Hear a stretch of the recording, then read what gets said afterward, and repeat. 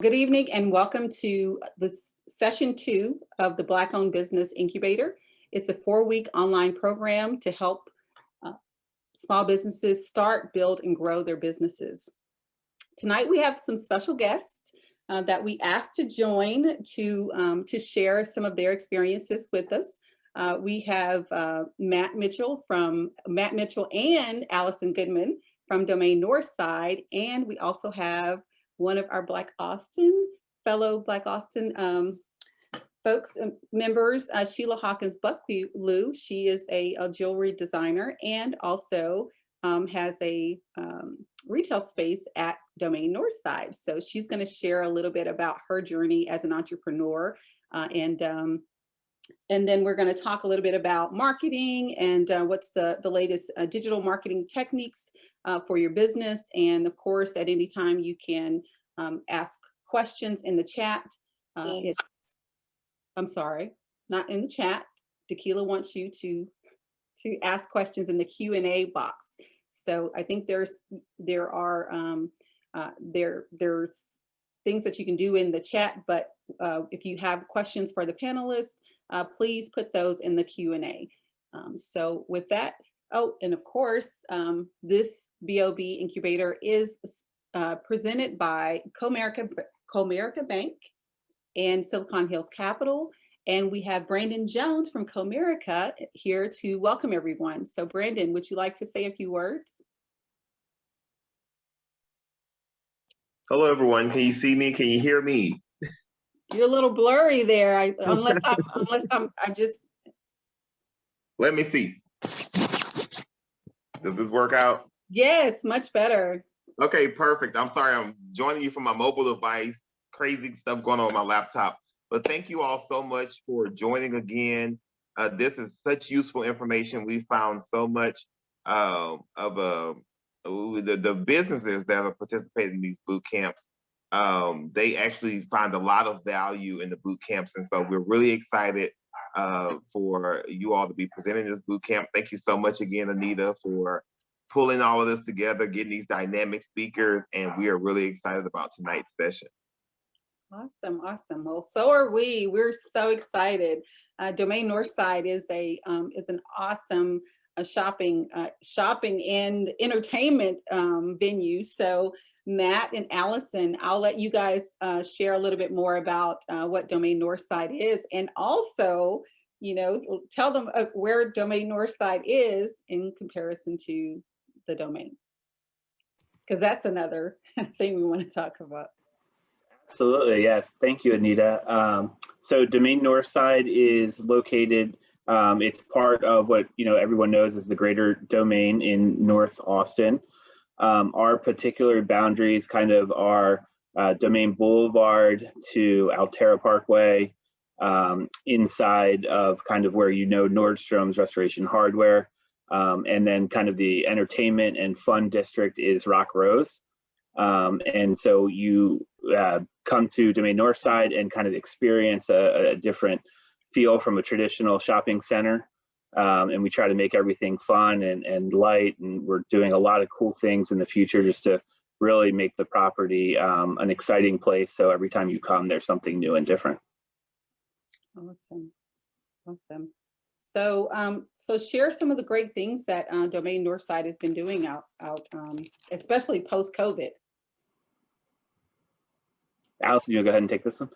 Yeah, definitely. So, since the pandemic started, we really wanted to focus on creating activations and installations that, not only are fun and engaging, but they really keep people safe. So, last summer, we primarily focused on just really keeping everyone focused on what the retailers and the restaurants are doing. And we really wanted to showcase what was happening within the stores, within the restaurants, while also keeping people safe. Once we hit kind of late fall, early winter last year, we started doing a lot of art installations and activations. We had a ton of brand new holiday decor last holiday. So we did a full holiday walkthrough photo experience. We had a great Christmas tree that was animated and played every hour on the hour. And as we've gone into the new year, we kind of kept those same kind of activations going on. So we had a New Year selfie wall, which went right into a February love selfie wall. Right now we have all these topiary bunnies across the project to celebrate spring. We have a spring selfie wall. We're in the middle of a gift with purchase right now, which is wonderful. And we just are so blessed to have amazing tenants to work with that we can help support. And Matt, if there's anything I missed, let me know, but we just are trying to do as much as we can at the project while still keeping everybody safe. Awesome. Awesome. So Matt, can you share a little bit, because we wanted to talk about things that entrepreneurs can use as as tools for their business. And of course, everyone is always asking about retail space and wanting to get a storefront like the beautiful Sheila Hawkins Bucklew, who's going to talk to us a little bit later. So can you share a little bit about what that looks like, and from a retailer perspective, and what you guys look for in tenants and so forth? Yeah, absolutely. So let me just give a little bit of background. So I joined the Domain Northside team a little bit under 2 years ago. And so we are an open air mixed use shopping center. And we have a lot of different uses. So we have retail, restaurants, we have personal services, we have fitness uses, and then we have that fun nightlife on Rock Rose. Yeah. And so also what makes us really unique and fun, we have a office and residential component that sits directly above the retail. So we have all parts of the day active, and the property always has people here. And then, we just have a really great team that really helps to drive the everyday and create those happy and memorable moments that we really all strive for. So there's a lot of different kind of commercial real estate environments. And so there's everything from kind of the luxury shopping centers, there's the master planned developments or community regional properties. And then even, commercial real estate I've experienced in airports. And so, the crazy thing about airports is ever since, TSA requires people to get there a little bit earlier, there was a lot of dwell time with nothing to do. And so, when I was in the airport environment, we were tasked to really, how can you exceed the visitor or customer experience while they're sitting there waiting for a flight, looking at a board, seeing a delay, and on the whether it's a city-owned airport or in some of the cases where I was, it was an airline-owned terminal. How can you drive traffic into the retail stores and get them as much income as possible?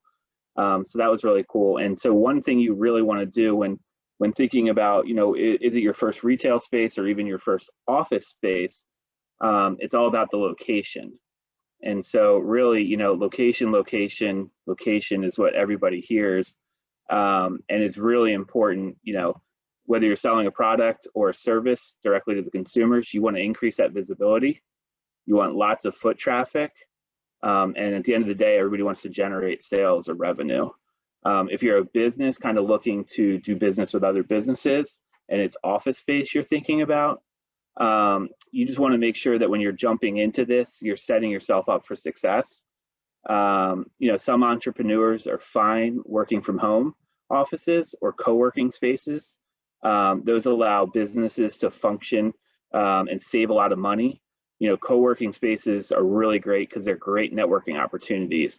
And then they come with those amenities of a Class A building without that high cost. So sometimes those are really good. If it's essential that you do have a dedicated office space, you want to make sure you're close to whether it's your existing team or an area that's populated with potential talent, depending on what the needs of your business are. And then you also want to make sure it's accessible to your clients. And so you want to make sure that easy access is something that you're thinking about. You want to think about, how, if you're a retailer, the other retailers that are there within the property, how will their customers become your customers? You want to think about some, what competition already exists. And then are there any protections that you can build into your lease agreement that would not only prevent you now, but in the future from other competitors coming to the property that you decide? Location, I think, is probably number one. And then just number two would be, cost is really the next biggest concern. You always want to start the process with a budget in mind. And then, always account for extra expenses. You know, the actual rent is just one piece of the puzzle. There's always things like operating expenses, property taxes, which are very high here in Austin. Personal property taxes get added on to things like office furniture. You know, anything that they seem they can get value out of, they'll do it. Utilities is one that sometimes you want to verify who's responsible for what. I really recommend, you know, you want to make sure your lease is clear, and sometimes it's good to consult with a real estate broker or an attorney when negotiating with building owners. Definitely find someone that's licensed and then specializes in the market where you're looking to expand. You want to find the expert. Always remember, the first deal is never the best deal. You can always negotiate where possible. That's awesome. Allison, you have anything to add, or? No, I think Matt covered it. Like I have some more things too. I just wasn't sure if it's still okay to go on, or. Yeah, you're okay. So far, so good. Awesome. Okay. Yeah. So, you know, also when going into a space, one of the most important things I've seen, just, you know, from the building owner side too, and then just kind of working as you're expanding your business, you want to, you know, confirm who's responsible for repairs. Mm-hmm. You know, also want to look at, you know, within the due diligence factor of kind of before you sign the lease, you want to go visit the space, kind of see what it's like, see what's there. You want to ensure that there's no existing prior to you taking possession of an as-is lease, which is pretty common in the commercial space. You kind of, once you dot the line, it's yours. You also want to choose a space that fits your team and then what your growth plan is. We always recommend, you know, kind of know what your 5-year plan is, especially in the office world. You don't want to sign a lease that's too long, that prevents you from that growth. You want to build in a few extra workstations that'll be enough for that short-term growth. But then you can get yourself, you know, when you're ready to really ramp up to the next stage, you're not stuck. You know, it's always important to decide like kind of, you know, how will the store be built? How will the office be laid out? And then who's going to pay for those improvements? You want to plan ahead to make sure that, you know, at the end of the day, something will go wrong during build out. And so you want to have that surplus built in. If you're the one project that doesn't have anything, congratulations, and you'll have a surplus at the end. And then just other items, you know, sometimes it's important to think about parking and storage. You know, if you're in the central business district downtown, you know, that can raise a couple $100s a month per employee. So sometimes negotiating that up front is good. And then just have the provisions in your lease, you know, if it's an early exit, or, you know, sometimes your business might grow too quickly, or if it doesn't go as planned, you know, sometimes you can assign a lease to another business to kind of help with that financial burden if needed. And then I think you had asked a little bit about kind of what on the building owner side, what we're looking for when we partner with new businesses. You know, I think there's a couple items. Obviously, a business plan is really important. We want to know kind of what your business does, when did it start, what does the future look like? I think that's something really important because, you know, as we, as a building owner, want to grow the property, we want to make sure that all of our, you know, here at Domain Northside, the retailers, restaurants, and our office component kind of is all growing with the property. We want to look at financial information, so making sure that kind of as your business is set up, making sure you have the right processes in place for a balance sheet, income statements, you know, the bank statements, general sales information. And then one thing that I always find that's really helpful is, you know, what's the pro forma on showing us how the business will grow? Because if that plan's not in place from the start, it might kind of, you might not know how to get there, and it might be too late after a 5 or 7 or a 10-year lease is signed. So it's always good to have that built out. We always find it's important to know who, you know, who's investment or who are the capital partners. We like to know what the assets are versus, you know, existing liabilities. You know, and just want to know how the build out will be funded. One thing to make note of in commercial leases, you know, first generation especially, sometimes either, you know, building owners will build the space out for you, if it's negotiated. Other times there's a tenant allowance, which will help substantially with those build out costs. So again, it's important to have that. We'd really like to see a design and rendering of kind of what your plan is for the space. It really helps us understand kind of from the customer perspective of what the experience will be like. And then a schedule of how you get from point A as a prospect all the way to opening and occupying the space. And once open, kind of a marketing plan and really how are you going to promote your business? Where do you see growth opportunities? And how can, we as a building owner, here we do have a great marketing team, and how can we kind of partner together to help drive traffic where we can. Awesome. And to Matt's point in regards to the lease, if people haven't seen a commercial lease, a lot of times there's a line item for a promotional fund or a marketing fund, and that goes to the central account, which is where I live, and then my job is to make all the tenants happy. And so that is always I say that's more often, would say more often than not, Matt, that's a little piece of the lease that to be aware of, like what does that promo fund look like? And as a tenant, you can ask how are you marketing the center? Like, what are you doing for all the tenants? What's going on? And I think that's something that my team and I are very open about. And in terms of what we have coming up, we try to be overly communicative with all of the tenants. I hope Sheila thinks so. In terms of sending out merchant communications and making sure that everyone is aware of what's coming down the pike for us as a shopping center. So that's a little extra piece of the puzzle. Awesome. Well, thanks for that. And Matt, did you have any other quick tidbits to share before we kind of get an entrepreneur's perspective? Yeah, just a couple. Allison mentioned the importance of kind of that initial lease, and so kind of once we get all the documents and the conversations going really well, and we would go to what's like a letter of intent, and so that's kind of really what will drive all of the business terms. And that leads to, when I mentioned the lease agreement, an LOI might be like 4 or 5 pages. The lease agreements, that's where all the words get added, and the legal stuff. And so, those, depending on the length, they can be, 20 pages. For some of the longer term deals, they're over 300 pages.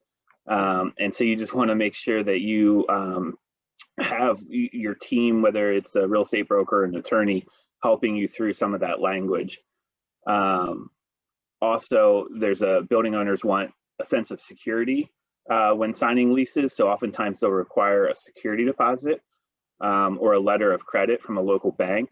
Sometimes there's personal guarantees, which actually put an individual or individuals on the lease and will hold them responsible for if the business fails. So that's always something to really think about before jumping in, is kind of, if something bad happens, who and how will we get out of this? And so that's why, attorney, even setting up whether it's an LLC or a corporation, will be very helpful as you grow the business.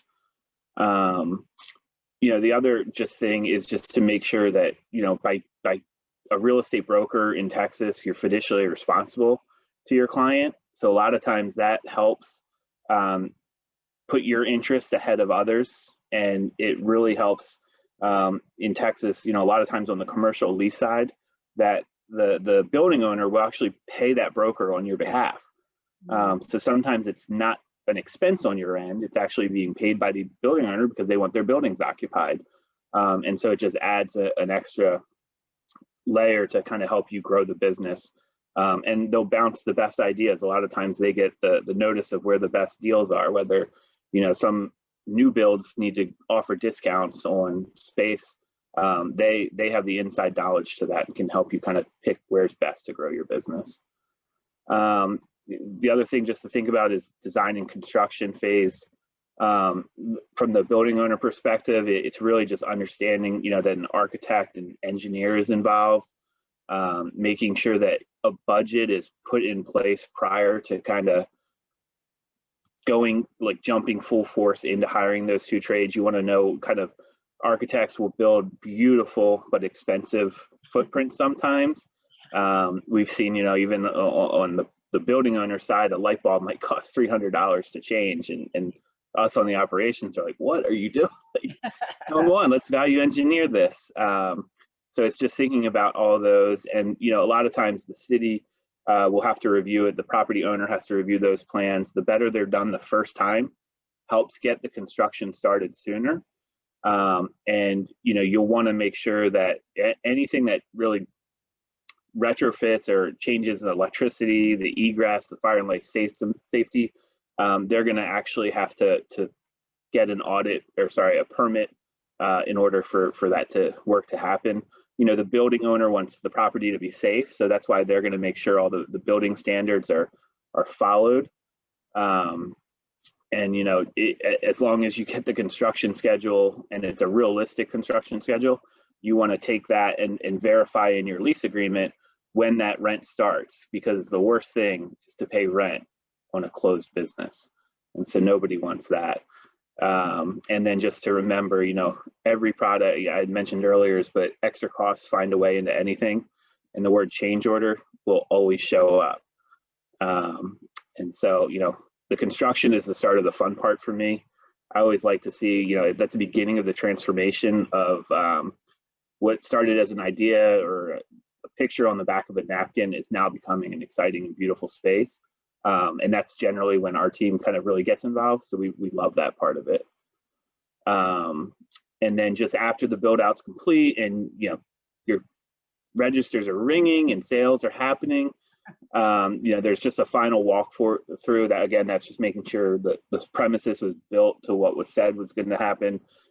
It's really to make sure the building standards by the city are completed, and then the design intent of the whole project as a overall is maintained, just because, you know, you're paying depending on the property for that specific look and the feel, and you want to make sure that, you know, you as one of many kind of keeps that same standard going forward. And so, yeah, just once you're open, it's making sure everything in the lease document is followed, following the rules, paying rent, just maintaining the premises and driving foot traffic. You know, it makes it a really great long-term partnership. And then communication is always key. That's the final part. Just get to know the property management team. You always want to share your successes. You want to share your failures. Get involved with the property marketing team if they exist. Tons of opportunities to drive awareness. Also, just try building relationships with the other retailers at the property. Get to know the employers in the area. You can sometimes offer their employees a discount or a neighborhood promotion. Also, the residents. We're lucky here in the Domain that there's over 30,000 residents that surround the property. And then stay connected. It's really important to watch your growth. And after a few years, depending on the term of the agreement, the cycle starts over, and then you're looking for the next location to grow. Awesome. Well, I think that's a great segue. You talked about partnerships, to bring in an actual entrepreneur who has a space, and we're so proud of her. She's a member of our Black Austin Facebook group. It's Sheila Hawkins Bucklew. And of course, Sheila can just give a better description of what she does and who she is than I can. So Sheila, can you just give us a little bit background about your entrepreneurial journey and how you got to the Domain Northside? Well, good evening, everyone. Matthew, you have me nervous over here. I was oh my God, all these things. Well, thankfully, the space that I have at Domain Northside was already built out. So all I had to do was choose paint colors, really. But let me just provide a little backstory on who I am and what companies I actually have. So yeah, I am the founder and CEO of Hawkins Bucklew Jewelry Designs and also Showroom 808. And I launched Hawkins Bucklew Jewelry Designs, it's so funny, about 7 years ago. And I launched this company during Austin Fashion Week at the Domain. So when I did that, we were actually at Crew at Domain, not Domain Northside. But I remember saying, oh my God, wouldn't it be so cool to have a space at the Domain for my one day, right? And 7 years later, I'm here at Domain Northside. Yeah, so you know, it's been a challenging journey. I'll be honest with you guys. I always try to be authentic and transparent in what I do. I am a serial entrepreneur. And so I was telling Anita beforehand, I'm like, this is the most challenging business that I actually started. I'm also a real estate broker and did real estate in the Austin market for several years, very involved in that industry. And through one of my servant leadership positions as president of Women's Council Realtors, that's where I really tapped into what my passion is, right? And I found out that I loved mentoring other real estate agents, and in that role, they just happened to be female. And I was like, oh my God, you know, I take so much joy in this and sharing my experiences and guiding other new agents along their professional path. I said, I would love to do this as a career. And so I launched the jewelry company as a social business enterprise. And what we do is we empower creative women entrepreneurs. And there's a reason, there's all these statistics that support why we do what we do. Our focus is on female creative entrepreneurs of color because there's such a gap in the marketplace for us as far as the percentage of female entrepreneurs of color who scale their businesses to over $1 million or more. Any of you guys out there, you know, you'll know that that we face different obstacles and challenges as females, number one, and then as women of color, number two. And so typically our business model is not traditional. You know, we don't have you know, traditional funding from a bank, let's say. Typically, we bootstrap it, right? We invest our own cash, whether it's from savings or whether it's extending a line of credit on our credit cards. And so there's a whole different mindset that we have as entrepreneurs. And so, you know, we all know what happened when COVID hit. A lot of companies, you know, you really had to shift in order to stay open. And unfortunately, a lot of small businesses you know, ended up closing during that time. And we were just so fortunate because, you know, I was able to reach out to Domain Northside, and they were really excited about what we do in the community. And they had these wonderful 4 brand new spaces available. And you know, I like brand new for whatever reason. And so it was just about establishing a relationship. And that's one of the things that we do as a company. We're into strategic partnerships because they help you scale your company faster for less money, right? And, you know, as Matt was saying, that it is a partnership when you lease a space in a master plan community like this. And I call it a community because guess what? It is my community. Another dream I had was to live and work in the same place, right? Although at that time I would have been in France and I would have lived over top of my business, but I actually live at the Domain, so I can walk here. Which is amazing. So it means that much more to me to actually be part of this community and have a partnership with the management team at Domain Northside. So I can go on, you know that, Anita, but give me some direction because, you know, one of the things I love to do is to share my experience with others so that they don't have to face some of the challenges I did, you know? They can leverage their time and their financial resources in order to really sustain their company. Well, thank you for that, Sheila. And we definitely, you know I love your passion and especially your passion for women entrepreneurs. And definitely you've been in that space for quite a while. So we definitely have, you know, seen you grow. And so we're really excited just to, you know, I was so excited as well, you know, to see your store opening at Domain Northside. So, you know, I think one of the things and one of the reasons why I asked Matt and Allison from Domain Northside to share, you know, the experience of being retail, you guys are the kind of like the bosses almost. And, you know, the entrepreneurs are, you know, that's who it's your customer as well. But I also wanted to, you know, kind of break down some of the you know, the glamour, you know, from retail, because I know a lot of times when I talk to entrepreneurs, they say, oh, you know, I want to get a brick and mortar, I want to get a brick and mortar, you know, but at the same time, you know, as Matt talked to earlier, as well as Sheila, you know, you're also looking for a business plan. You're looking for a lot of financial documents. And so a lot of times people don't have that piece, you know, and so I really want to, you know, kind of, you know, I mean, granted, Matt, we love Domain Northside, but we know that our people are it's gonna be a while before they can get there.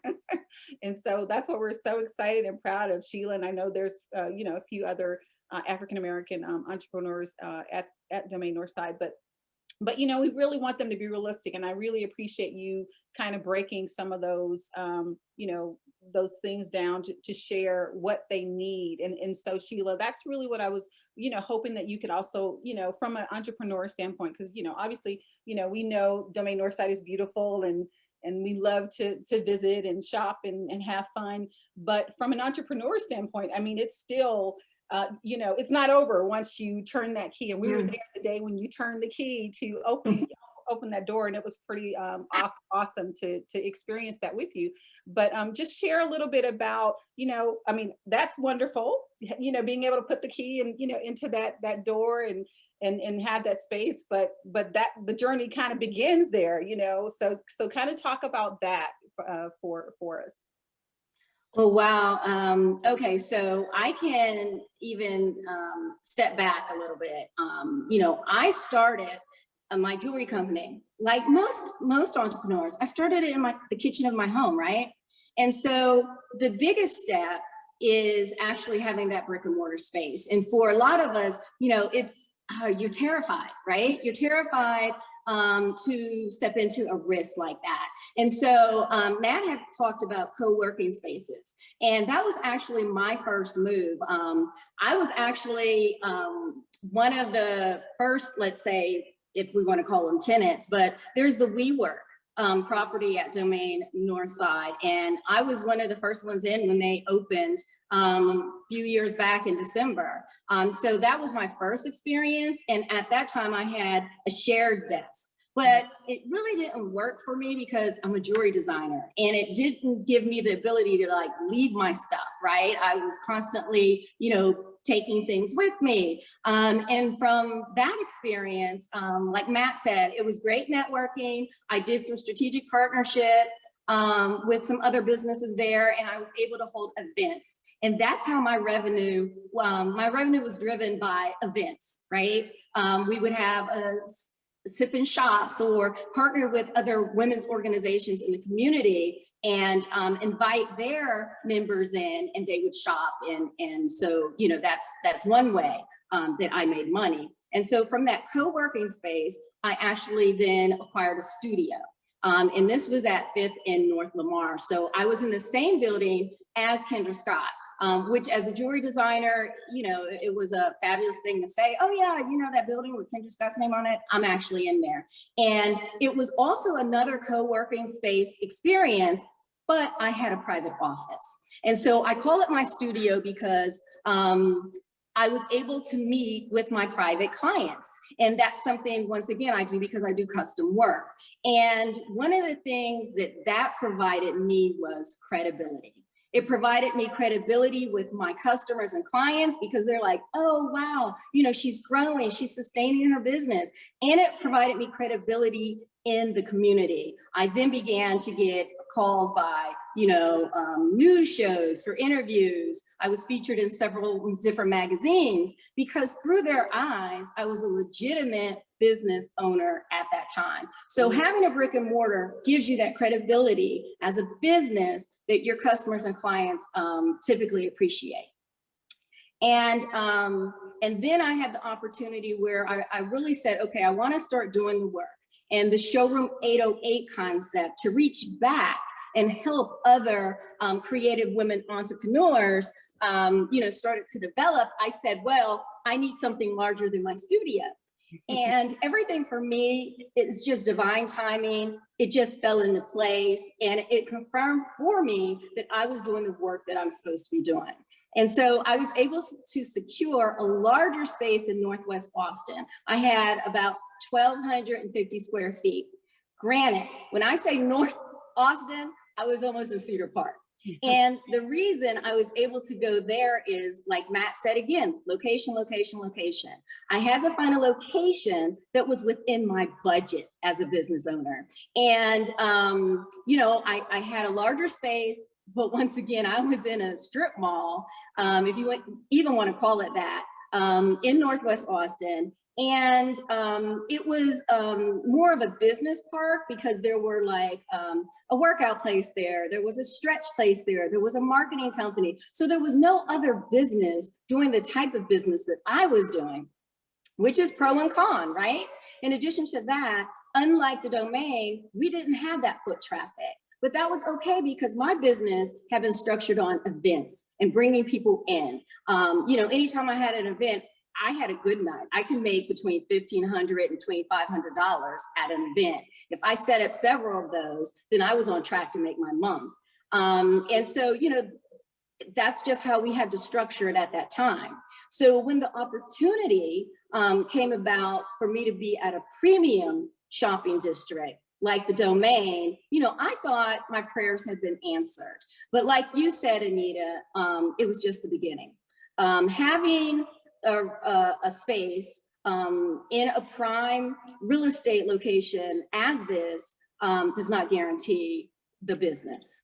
You still have to, even though you have the foot traffic, and I'm sitting in my window right now watching it, you still have to give them a reason to actually step through the door.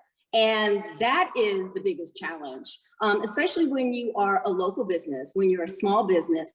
You know, you don't have the pool like a Yeti, or you don't have, oh my God, the masses of people hanging around your business like Apple, right? So in location, you know, in close proximity to them, to Apple, is amazing because while they're waiting in line, you know, people just typically tend to shop in close proximity to you know, waiting for their appointment there. But the biggest challenge for me is the fact that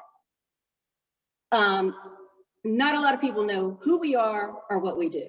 Even though I've been out here hustling, and I call it hustling, for 7 years, I'm thinking I'm doing everything possible to market my company. You know, like I said, I've been featured in the newspaper, on TV shows, in magazines. I mean, we were featured in British Vogue. I've partnered with the US State Department. So I've been out there trying to build strategic partnerships. But the fact that people in Austin are not aware of Hawkins Buckle Jewelry Design, people in Austin don't have a clue as to what Showroom 808 is.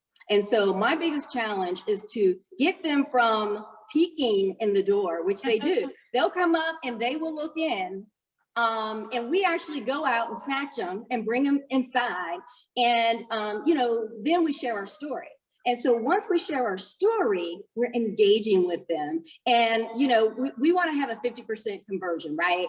Out of the number of people who enter the showroom, I want at least half of them to walk out with somebody's merchandise.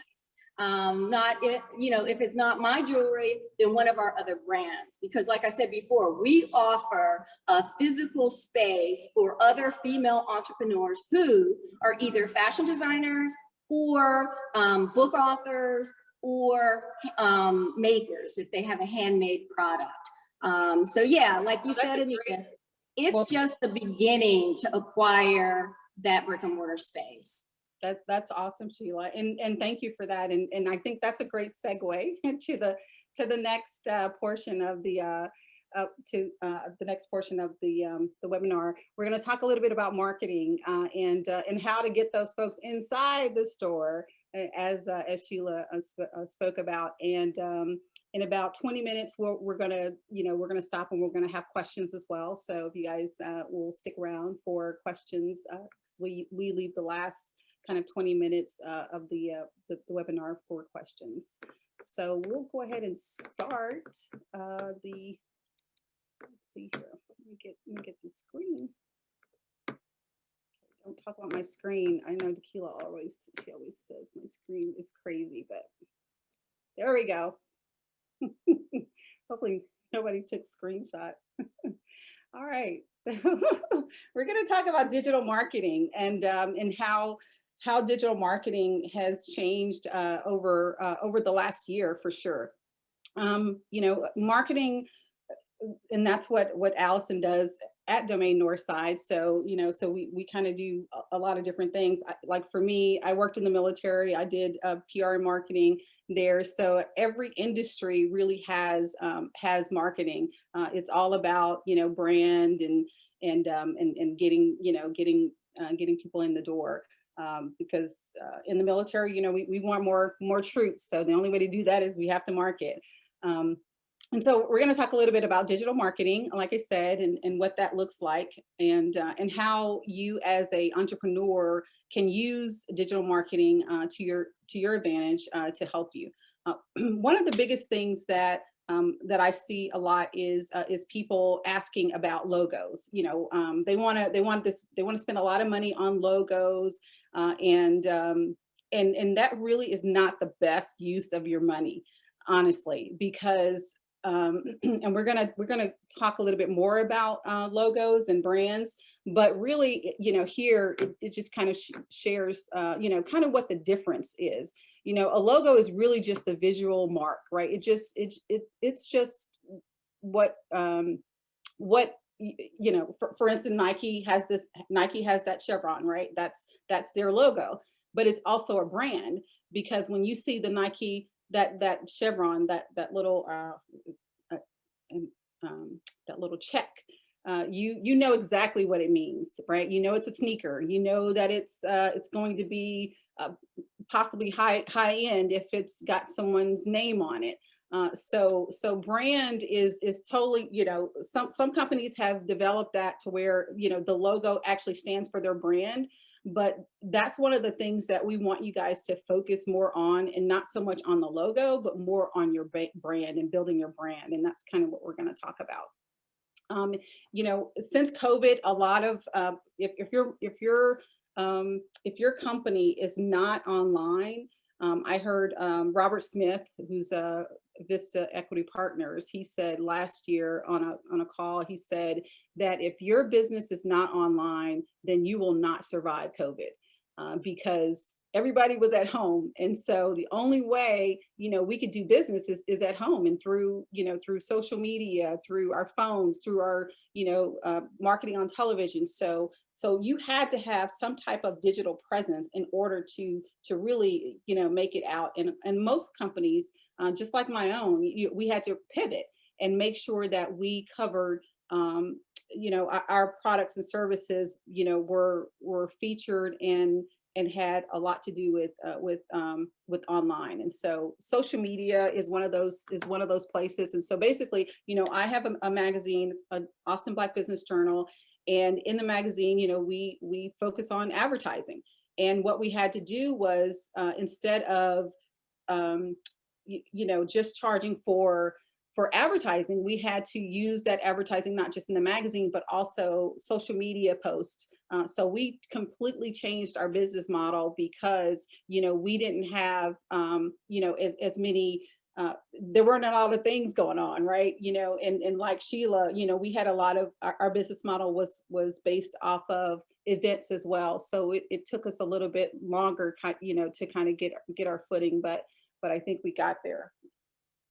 So here are some just some tips on how to get more visibility. You want to prioritize quality over quantity. I mean, you see a lot of folks who post a lot online. You know, just focus on your customers. Focus on, you know, ensuring that the posts that you create are really targeted towards your consumer, your customer. Find out what the best times for your audience is to, you know, when it's good to post. You know, one of the things that Facebook does really well is that, you know, if you have a business page, they give you all types of data that shows you the people that are on your page. You know, it will break it down. It will break down the ages, and sometimes it will break down the times that they're on. And so I know for us, you know, we went on there last year and to look to see when people were on, and what days, what times, and that's really how you you need to to work this piece, because I mean, I think Facebook is there's a lot of free stuff on Facebook, and there's I've got some slides on here that also talk about if you don't have a budget, and how can you market. So we're gonna have that as well. I think I have about 30 slides, so there's no way I'm going to get through all of the slides, and so I'm going to try to get through some of it, but we're going to send you the slides so you'll be able to really go through them, because there's just a lot of information out there on digital marketing, or on marketing period.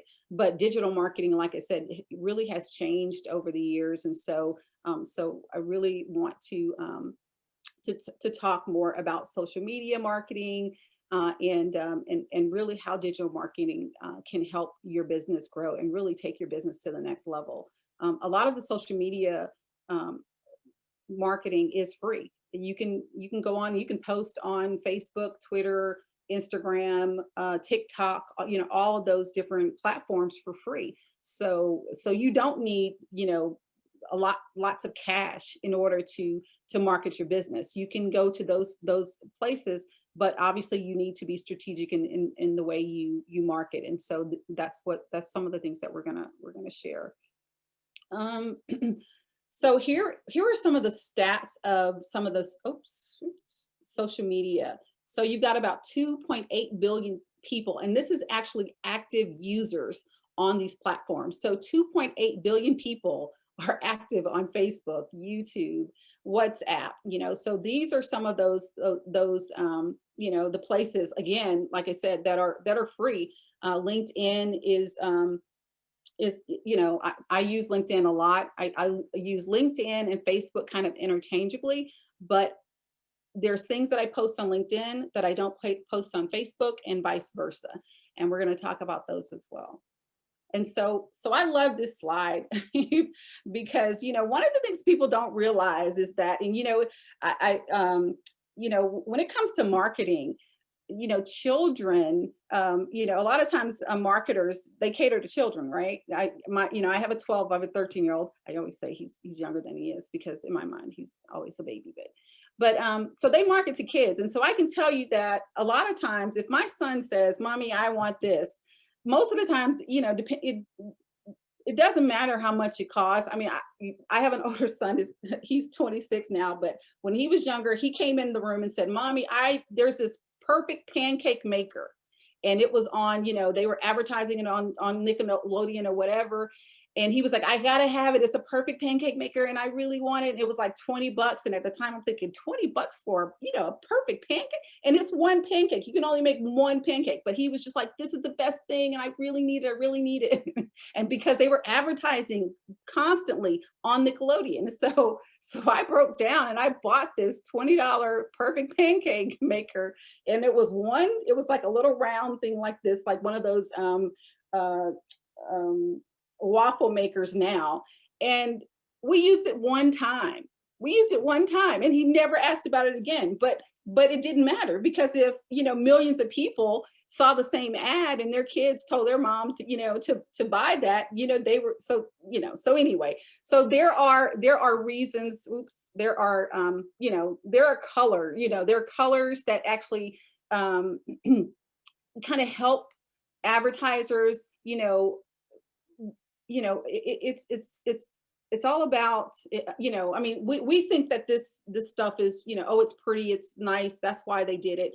No, there are reasons why, there are certain things that are, the colors. So you've got the green, that's a peaceful, you've got the blue, it's more trust, and you can see some of those brands that have the blue logos. You've got the kind of the pink, purplish Barbie, those imaginative Ys. And so again, a lot of these logos, and and I know for me, when I first started thinking about logos, I was like, okay, what are my favorite colors, and what do I want to do? And there's more science behind it. And so, I want you guys to really kind of look at some of this and see, especially, some of the, let me try to do it without my mouse, these colorful ones here, eBay, what else is up there?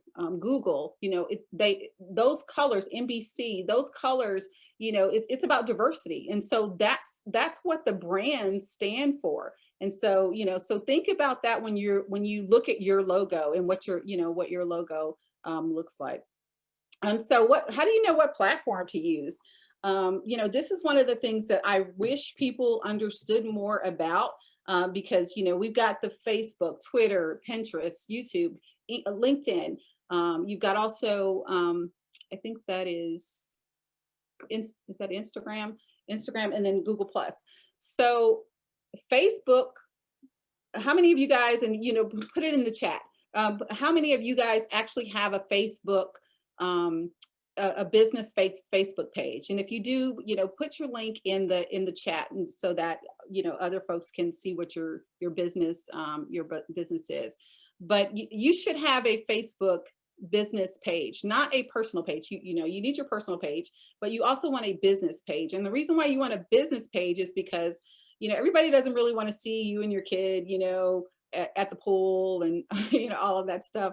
You know, on your business page, you know, that's where you can share, you know, your highs, your lows, you know, what's going on in your business, and, you know, any types of sales and discounts and things like that. You know, that's really where you want to, you know, promote, you know, those types of things. But the big thing that I want you guys to see is what the purpose, you know, there are actually purposes for each of these social media platforms. You know, so Facebook was created to build relationships, whereas LinkedIn, it's created for news, articles, conversation, and business. And so, you know, so to me, if you are a small business, you need at least those two platforms. You need to be on those two platforms: Facebook, your business page, but also LinkedIn, because for me, you know, I had a mentor that shared with me, and I was asking her, you know, how can I get more customers? And she, you know, and I was on Facebook, and, you know, and I was like, you know, I'm trying to get more followers and things like that on Facebook. And she was like, Anita, she's like, you got 1,300 followers on LinkedIn. I was like, yeah, you know, but I wasn't using it. And so she was like, look, if you want business, go to the business site, and LinkedIn is for a business. And so you can write articles, you can post, you can like other people's articles and posts. So that's how you really, you know, let other people who are in business know that you're there, especially if you're a business to business. Now, if you're a business to consumer, you know, Facebook is probably a better, you know, place for you. That's where you build a lot of that brand loyalty. Of course, you know, everybody knows about Twitter. Twitter is a really big. I'm not a big Twitter person. You know, I use Facebook and LinkedIn quite a bit, or YouTube. But YouTube, I mean, all of these spaces are free. I mean, they're free. And so there is no excuse for people to say, well, I don't have money, you know, I don't have a lot of money, so I can't advertise. All of this is free. You can go on there right now and start, you know, advertising and you know, and talking to your customers. You just have to know how to do it, you know, the proper way. And, you know, these are a bunch of logos. I mean, again, I mean, there's just so many out there. And, you know, so you bringing your logo, a lot of times, you know, you're not going to have name recognition, because, you know, when someone looks at the apple, they think about Apple, right? You think about, you know, this brand right here, you know. If you guys in the chat kind of put write down some of these that you know of. I mean, these are brands that all you have to do is look at the name and you know exactly what product they sell, right? And that's really that's the goal of your that's really the goal of your logo. So if your logo does not do that for you, then you know, we've got some work to do.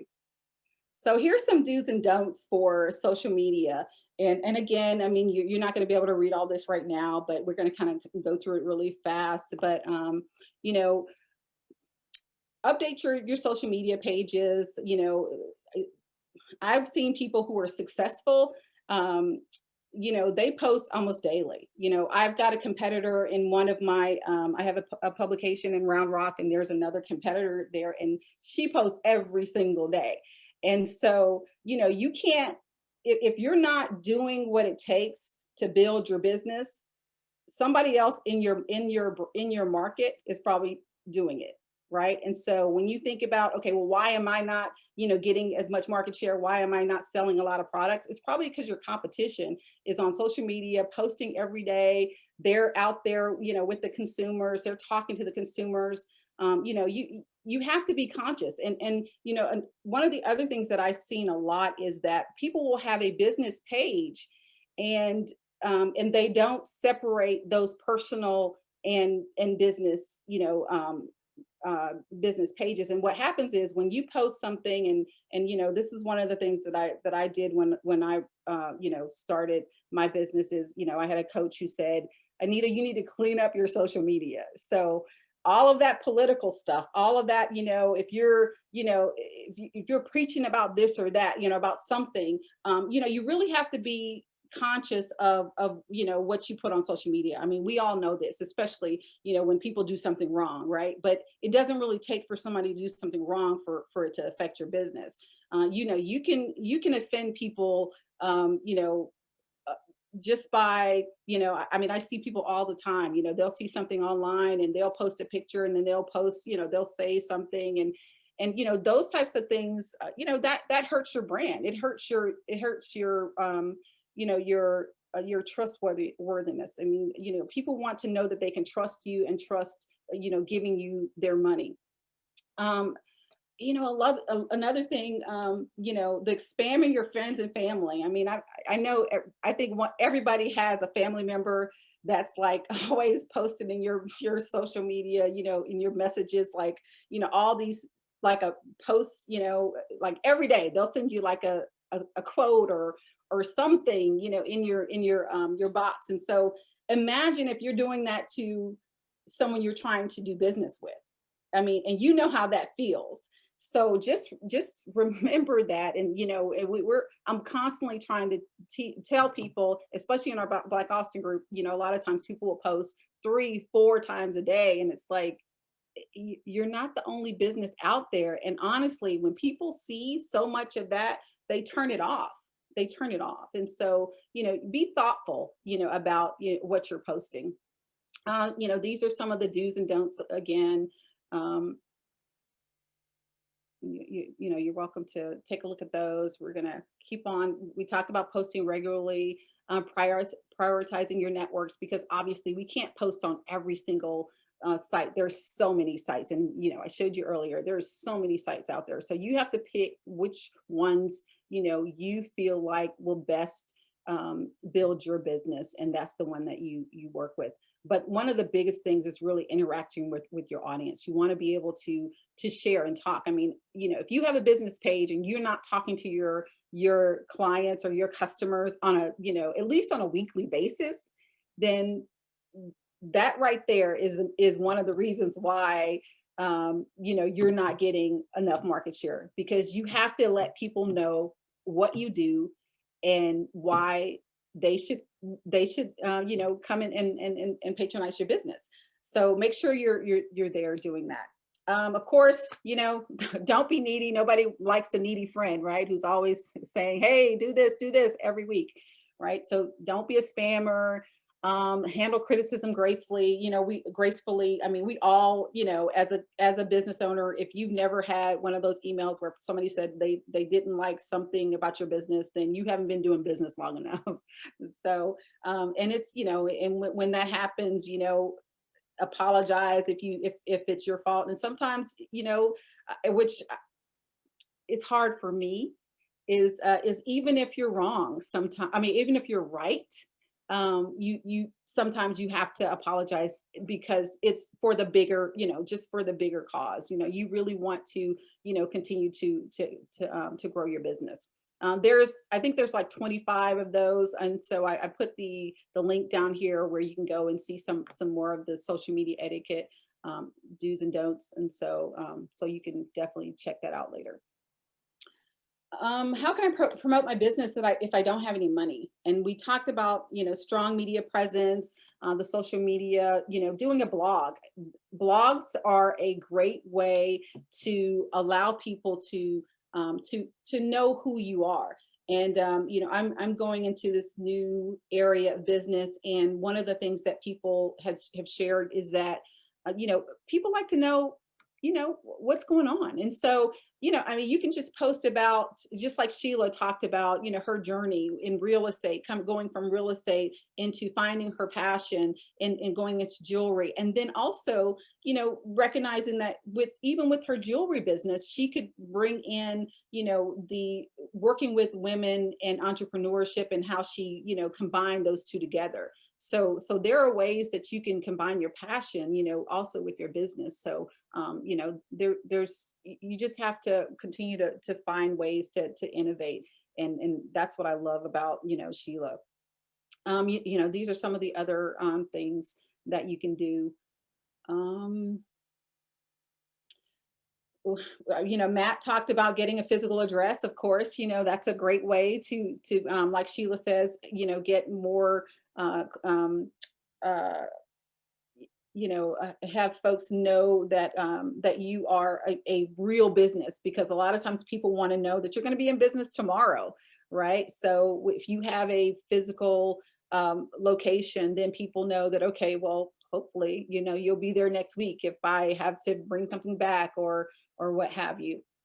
One of the other things that you want to do is Google your business. You know, if you've already put your link for your business in the chat, you know, make a note to Google your business after you get off this call, because once you Google your business, you want to make sure that what's there is correct. I know there was I sent a gift to you know, someone who was in a business, and I called them and I said, hey, did you get the gift? And they were like, no, I didn't get it. And so I said, well, this is what was on the internet, and it had an address, and he called I guess it was one of his neighbors, and he said his neighbor actually had it. So you know, so you have to make sure that your information that's posted is correct. And you know, there's, you know, again, you've got Google My Business, and there's all types of other things. Yelp is really big, of course. You want to use those if you need to you know, I think Yelp is one of those where you know, your consumers can really, you know, give their feedback on what type of business you are. And so that's a really really good way of sharing the good news about what you do. And here's some other things that you can do to you know, that could be low cost or no cost. Joining business organizations, you know, Chamber of Commerce's. Sheila talked about, you know, different, you know, women's groups, you know, so there's a lot of things that you can do that will really help. You get involved in community events, and I know that's how I met Sheila. I met her. I'm also a licensed realtor, and I met Sheila at one of those events, one of those community events, and so that was one of the things that we had in common, is that we did real estate, but we also did, you know, had another business that we really had passion for. And so so that's always you know, a great way to get involved. Partner with other small businesses. I think that's one of the things that African American businesses don't do enough of, is partner, because a lot of times, you know, we're out there hustling and doing things on our own, and sometimes if you partner together, you know, you might have somebody who has skills in one area that you don't, and then you can complement each other and work together. And so so that's really one of those things that I really would love to see our community do more of.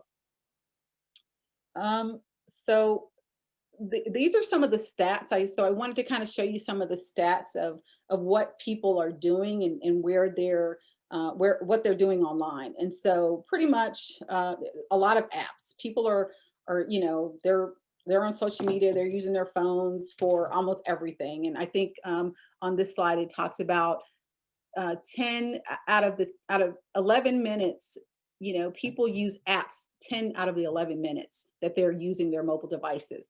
That's a lot. That's a lot. So we're not just going on there to, you know, to dial, to make a phone call. You know, that's what we, you know, that's how it started, but that's definitely not what we're using it for now. And so I thought, you know, I'm not a Tinder. I think a Tinder is one of those dating apps, but it looks like it's pretty popular, because $2.2 billion in dating apps. So yeah. So maybe if you want to do a dating app, that might be a good thing to do.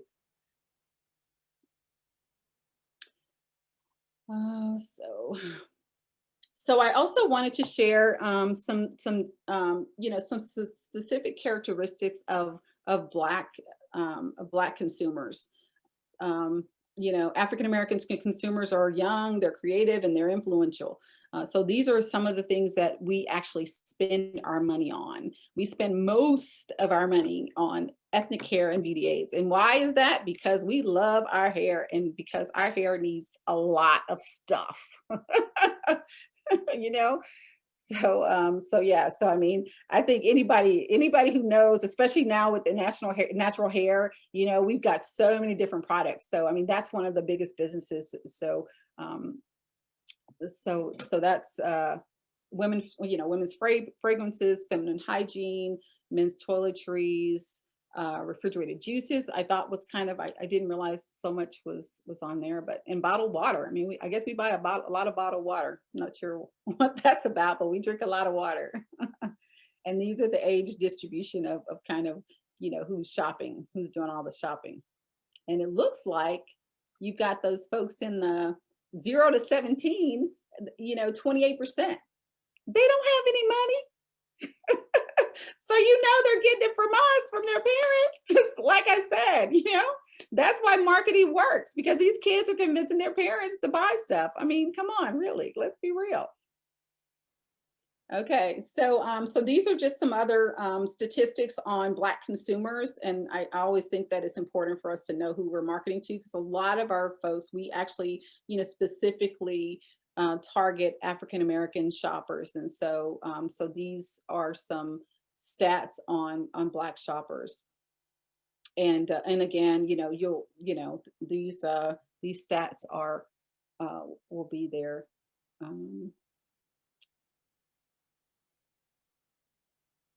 And so, I hear a lot, people talk about, they say Black culture is American culture, because if you look at what's going on in the world, you can see how, we really do shape, the American life. And so, we just have to, I think one of the things that, and it stems a lot from, even from when music,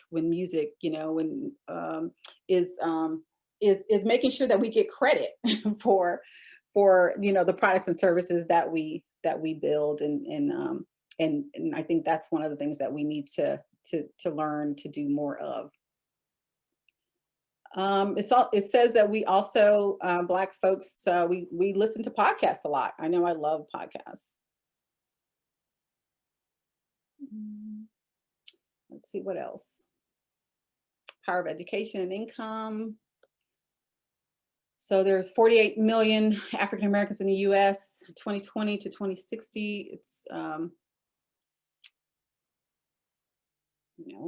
there's a lot of us here, and we're spending a lot of money. And even though we're only 13% of the 13%, I mean, we still spend a lot more than our counterparts. So we spend a lot of money. So it would behoove folks to market to us. So these are some of the, I thought was kind of fun. These are some taglines that, this is brand awareness, right? So, how many can you get? I mean, like a good neighbor, everybody knows that one, right? So, what's the ultimate driving machine? That's one of my favorites. What? Sheila, come on. Oh, that's right. You drive I forgot. You don't drive one. That's why. I know. You drive a Lexus. Is it Cadillac, maybe? I don't know. Oh. Buick? No. Okay, I don't know. I actually have the answers in the notes, but who is it? It should be BMW. Oh, okay. But yeah. But the answers are in the notes, so if you can't get some of them, you can also cheat. Okay. All right, so we only have we've got about 10 minutes or 15 minutes to do questions. So So I will stop sharing. And Tequila, are there any questions in the chat that folks would like to? Yes, we have 2 questions. You want them to ask the question themselves? Yeah, they can come off mute and ask. Okay. All right. So Gregory, let me figure out how to allow you to talk, and then you can unmute yourself and ask your question. I think you have to click on his name, go up there, Tequila, in the There we go. I think we got it. there you go. Perfect. So, well, I had a quick question, of course, being photographer and all, talking about like having a brick and mortar spot. I mean, for me, it was like, yeah, it'd be nice. It'd basically be a studio, but seeing as, you know, kind of ebbs and flows, folks maybe want to do headshots or, you know, want to do fancier selfies.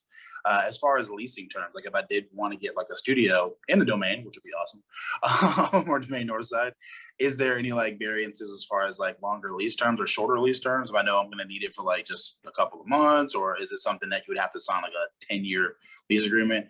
What's kind of the ins and outs on the longevity of lease agreements when you do actually want to get that brick and mortar spot? Yeah, absolutely. So I'll take this one, Allison. Just, you know, in general, I think everything is flexible. At Domain Northside, we, you know, for the majority of retailers and restaurants here, it's a longer term, anywhere from 5, 7, or 10. We do shorter term deals. We call them temporary tenancy agreements. And so those are something anywhere from, you know, it could be like 6 months to a year. And it just it depends on that specific moment in time, depending on kind of how many vacancies we have on the property, and then what the leasing team is, kind of where they are in their merchandising plan. But, you know, kind of how we mentioned the co-working space, there are co-working spaces now kind of in that creative, not necessarily the office sense, but the kind of creative workshops happening. You also see it now even with like restaurants where there's shared kitchens starting. So people are getting creative in ways where, you know, they don't want to commit to something long term. And I think we're seeing more and more companies that are willing to kind of, they might have the background, some of the business plans and stuff that, you know, building owners like to see. And then they kind of almost like a sublease, depending on the individual business, and in your case, photography, you know, it's something where there's specific seasons that you might need that studio. And then you bounce out and do your own freelance work. And then you come back, and from the building owner's perspective, you know, everything's good because the space is occupied and rent's being paid. And, you know, from your perspective, it meets your business needs because it's more coterminous with what is happening in your actual business cycle. Awesome. Thanks. Sounds actually pretty good. Okay, and the next person is Candace. You should be able to unmute to ask your questions. Excellent. Thank you so much. My question is for an education consulting firm where the majority of my work is done on location, either at schools or at business, working in time with staff. How important is the physical space? It would just, and I only work 6 months out of the year, 7 months out of the year.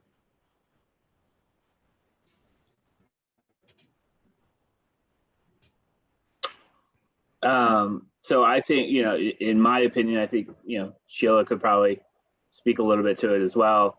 I think the co-working space would probably benefit you better than, you know, something that would sit 6 months a year, kind of not really being used to the best. You know, especially if you're paying, you know, a high dollar expense out of your business, you know, it would be something you want to co-work because I believe the WeWork model is, you know, you can either do monthly memberships, you can do a little bit longer term, and sometimes now I think they're offering even pop-ins. Even with COVID, since the tourism industry has kind of taken a hit, I know like our Archer Hotel is offering some day suites where people can go pop in, get away from, you know, if they were working at home, and just offer a different experience to go and work for a little while. So I think we'll see more creative co-working spaces in the future. Oh, thank you. That's really good to know. Thank you. Okay, and then we have a question from Ms. Fowler. So you should Hi. be, Hello. My question is kind of something similar to the one was just asked before about renting out a space. I do teletherapy, and right now for the foreseeable future, I want to stay in teletherapy and not necessarily go back to an office unless they change the regulations again. But I was wondering if there's any, I guess, guidance about virtual business addresses.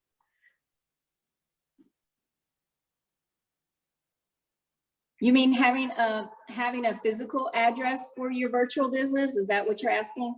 Yes.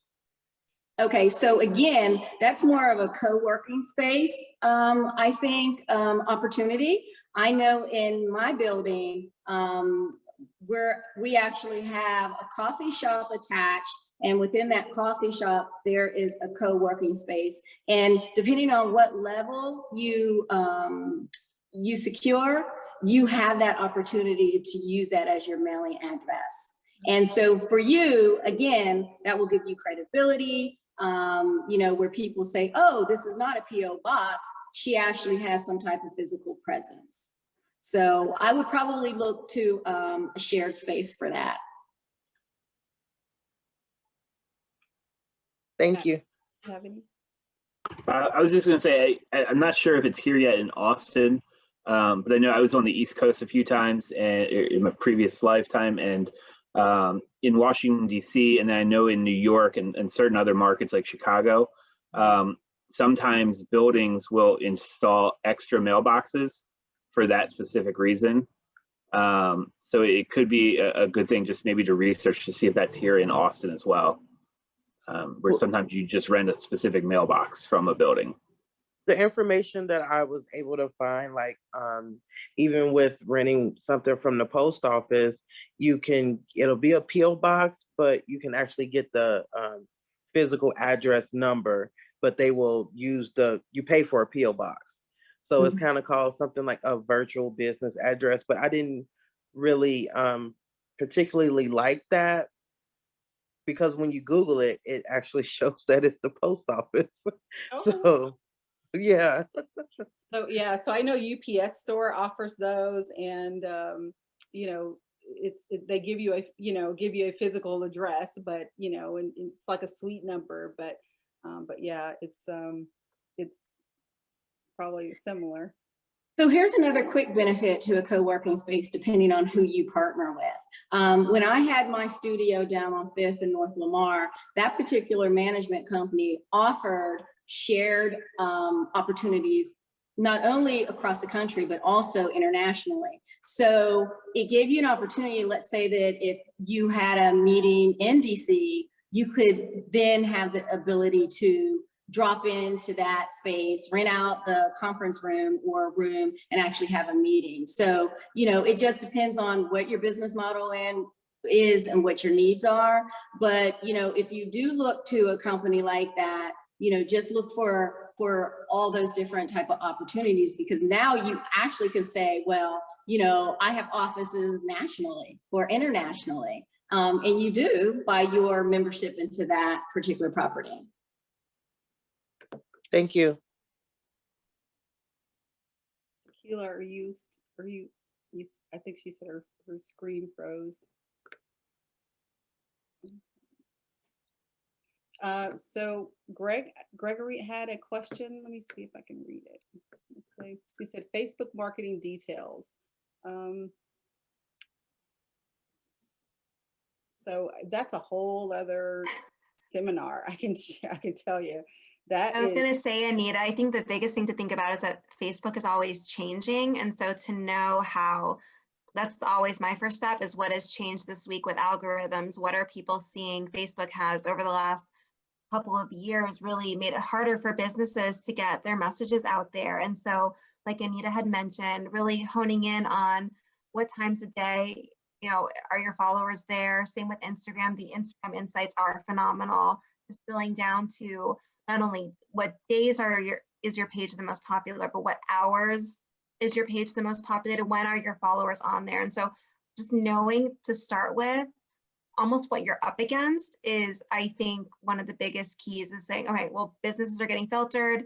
How do we cut through all of this noise? But like Anita said, that could be a whole week seminar, I feel like, in terms of social media strategy and changes. But I hope, I didn't mean to interrupt you, Anita, if I did. I just hope that helps a little bit, because that's one of my biggest things is what's changed this week in social media, and how do we make sure that our message is still getting seen? Yeah, it's, Facebook, like you said, it's insane. And of course, Facebook offers their own, marketing, and you can market for, so much. And it seems so cheap because it's like, $15 a day. But it's like, then when you see how many people you reach, you're like, okay, that's not going to reach hardly anybody. So I know, we have the Black Austin Facebook group. And so we've got, about 17,000 people in there. And I know a lot of people say, they get a lot of business from there because they're able to post and you're just sharing, you're just talking. So, I would definitely encourage people to, to get in some of these groups, and don't just get in, Black Austin is a great group. We love you guys, but I mean, get in, where if you live in Pflugerville, or if you live in Round Rock, or if you want customers from that area, because, I think one of the things that we also have to remember is that as African Americans, if you only market to African Americans, your space is too small, because, there's so much more out there, open up your mind to the possibilities, because, people love, they love our culture. So, market to them. Don't, you market to them just like you market to everybody else. They want a product, they want a service. So market to them. So get into those groups. Round Rock has this huge group of about 30,000. I know, Pflugerville, Bastrop. I mean, all of these, Hutto, there's tons of, there's women's groups. So there's tons of those things out there. So so get in there and really just allow people to, to see you and really just be a part of the community. I think that's really what it's about. Sheila, you had something? Yeah, just to piggyback a little bit on the whole Facebook thing. It's interesting because we actually have a Facebook account manager. And so we started off having weekly meetings. Now we have meetings every other week, but they will help you set up a strategy in order to run your Facebook ads, because like, Allison was talking about, it changes all the time. And I think I just got an email saying that backdoor analysis is also changing, that I think soon we may not be given all the information that we have access to now. But I say get involved with, like, Facebook has, it was called Level Up. I think they may have changed the name, but they have their own groups, like focus groups, because they want information from you as an entrepreneur just as much as the information that they can give you. But we were able to be part of that. And now we're privy to some special programs they have in place when they want a beta market for it. Where actually, I'm really excited because we are partnering with Amazon. Amazon has a new shopping experience available called Amazon Explore. And where it allows people to book private shopping sessions with you, and you can take them through your physical space. And as they see products they want to purchase, they can just tap on them. So we're excited about that partnership. But as an entrepreneur, I'm like, you have to, seek out all these different opportunities that might be available to help better position your business in the marketplace. So that's something that we always try to be involved with. We were part of the eBay's seller program when they came to Austin. So, make sure that you're incorporating that type of strategy into your business plan. Absolutely. Candace mentioned that Facebook is paying for paid interns, and I think that was one of those things where you had to apply for, I think it's Career Connections, I think it's called, and I know I got selected. Are you guys on? Well, Anita, we were selected for that, but then it's run through the Workforce Solutions of the City of Austin.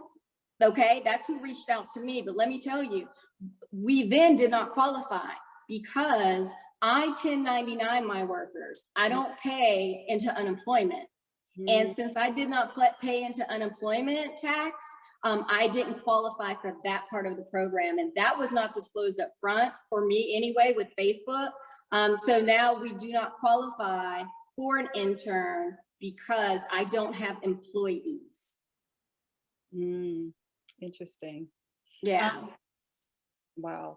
Yeah, well, yeah, there's a lot, and I know Facebook also was offering grants last year of like $1,500, so just always watch for some of those things. There's always, especially now that there's a lot of work that's going specifically towards African Americans. So you just have to get out there and start looking, like Sheila said, and there's tons of things out there. So we're going to wrap up. We've got about 4 more minutes, and so I'd love to, Matt and Allison and Sheila and Brandon, of course, will come back on. And if you have any last words of advice for people, what would you love to share with them? We'll start with you, Matt, since you're the guy on the panel. So we actually, the office next door is being cleaned right now. And so they were vacuuming. So he's in the conference room right now. So it might get loud in 1 second, but yeah, no, just, any questions, if you have, as you think about your plan and really just kind of are starting to put the business plan together and the budget and stuff, if you have any follow-up questions or just want to bounce an idea, feel free to reach out to myself or Allison as well. And we'd love to just kind of help you. We can do a one-on-one if that helps kind of for your specific instance. And then maybe, just as you kind of get through that process, the hardest part is kind of taking that first step, which you guys, as entrepreneurs have already done. And so now it's just taking that second, third, and fourth and getting all the way to like Sheila, where, she's living one of her dreams, many.